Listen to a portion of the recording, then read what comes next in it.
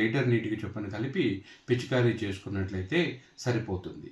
ఎక్కడైనా నీరు ఎక్కువయ్యి వేరుకుళ్ళు కానీ కాండం కుళ్ళు కానీ వచ్చే అవకాశం ఉన్నట్లయితే 100 కిలోల పశువుల ఎరువుకి 10 కిలోల వేపపిండి 2 కిలోలు ట్రైకోడర్మా విరిడి కలిపి బాగా మాగనిచ్చి ఆ మందును ప్రతి చెట్టుకి ఒక 100 గ్రాముల చొప్పున వేసుకున్నట్లయితే ట్రైకోడర్మా విరిడి వేరుకుళ్ళు కాండం కుళ్ళు తెగుల్ని తగ్గిస్తుంది.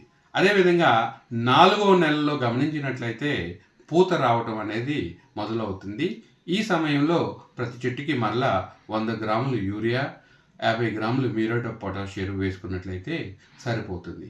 ఈ విధంగా వచ్చిన పూత పిందెగా మారి కాయలుగా ఎదుగుతాయి.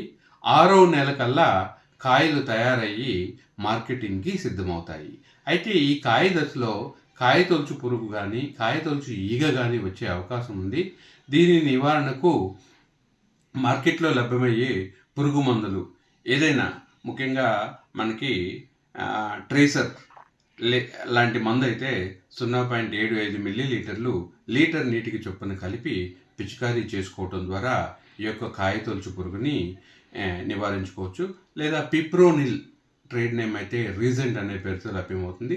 ఇదైనా కూడా 2 మిల్లీలీటర్లు లీటర్ నీటికి చొప్పున కలిపి పిచికారీ చేసుకోవడం ద్వారా ఈ యొక్క కాయ తొలుచు పురుగు కానీ కాయ కొట్టే ఈగ కానీ మనం నివారించుకోవచ్చు. ఈ విధంగా 6వ నెలలో మనకి కాయలు తయారై మార్కెటింగ్ సిద్ధంగా ఉంటాయి కాబట్టి కాయలు కోసుకోవచ్చు. దాదాపుగా ప్రతి చెట్టుకి 150 నుంచి 200 కాయల వరకు వచ్చే అవకాశం ఉంటుంది. అంటే మనం తక్కువలో 150 కాయలు తీసుకున్న 6 నెలలకి 1000 చెట్ల నుంచి 150 కాయలు అంటే దాదాపుగా 1,50,000 కాయలు వచ్చే అవకాశం ఉంటుంది. అందులో ప్రతి కాయను రూపాయికి అమ్మినట్లయితే 1,50,000 లేదా రూపాయికి 2 కాయలు చొప్పున అంటే అతి తక్కువ ధరకు అమ్ముకున్నా కూడా మనకి ఎకరానికి 75,000 వరకు వచ్చే అవకాశం ఉంది. అదేవిధంగా 5వ నెలలో కూడా మరలా ఒక 100 గ్రాములు యూరియా 50 గ్రాములు మ్యూరేట్ ఆఫ్ పొటాష్ వేసుకున్నట్లయితే సరిపోతుంది. ఈ విధంగా ఎకరా నుంచి 75,000 నుంచి ₹1,00,000 వరకు ఆదాయం పొందవచ్చు.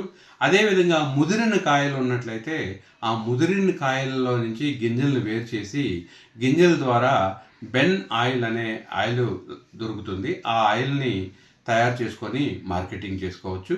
అదేవిధంగా కాయ కోత పూర్తయిన తర్వాత చెట్టుని 3 అడుగుల ఎత్తు వరకు కింద భాగం ఉంచి పై భాగం మొత్తం కత్తిరించుకున్నట్లయితే మరలా వెంటనే కొత్త ఆకులు రావడానికి ఆస్కారం ఉంటుంది.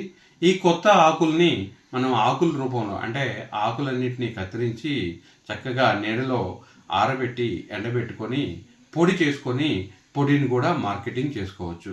అదేవిధంగా ఈ విధంగా సంవత్సరంలో 2 దఫాలుగా మనకి ఈ యొక్క మునగ కాయలు అనేవి వచ్చే అవకాశం ఉంది. ఒకసారి నాటిన చెట్టు 3 సంవత్సరాల వరకు మనకి అధిక దిగుబడిని ఇస్తూనే ఉంటుంది. కాబట్టి రైతు సోదరులందరూ మునగ కాయలతో పాటు మునగ పొడి అదేవిధంగా మునగ నూనె కూడా వస్తుంది కాబట్టి అవి 2 అదనంగా ఆదాయాన్ని ఇస్తాయి. కాబట్టి ఎక్కువ పొలంలో కాకపోయినా 1-2 ఎకరాల్లో లేదా ఏదైనా పంటలో అంతర పంటగా